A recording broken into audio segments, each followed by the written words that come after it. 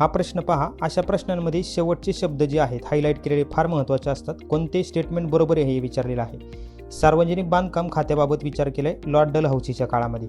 तर पहिलं विधान बरोबर आहे. त्याचं कारण असं आहे 1848 पासून ते 1856 पर्यंत त्याचा कालावधी होता आणि त्याच्या काळामध्येच PWD जे डिपार्टमेंट आहे ते स्थापन करण्यात आलं. हे पहिलं विधान बरोबर आहे. आणि हे लॉर्ड कॉर्नवॉलिस जॉन शोरच्या काळात रस्त्यांच्या बांधकाम आहे हे चुकीचं आहे.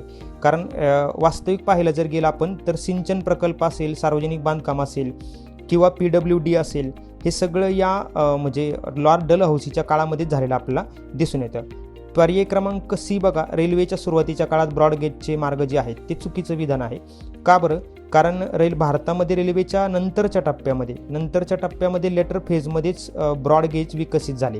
1910-20च्या दरम्यान जे आहे ते ब्रॉडगेज बांधकाम सुरू झालं, म्हणजे फार नंतर झालेलं आहे. हे पण चुकीचं आहे. आणि पर्याय क्रमांक D जे आहे ते बरोबर आहे, कारण हा नागपूर रोड प्लॅन होता जो 20 वर्षांसाठी साधारणतः केला होता, म्हणून पर्याय क्रमांक 2 हे उत्तर आहे.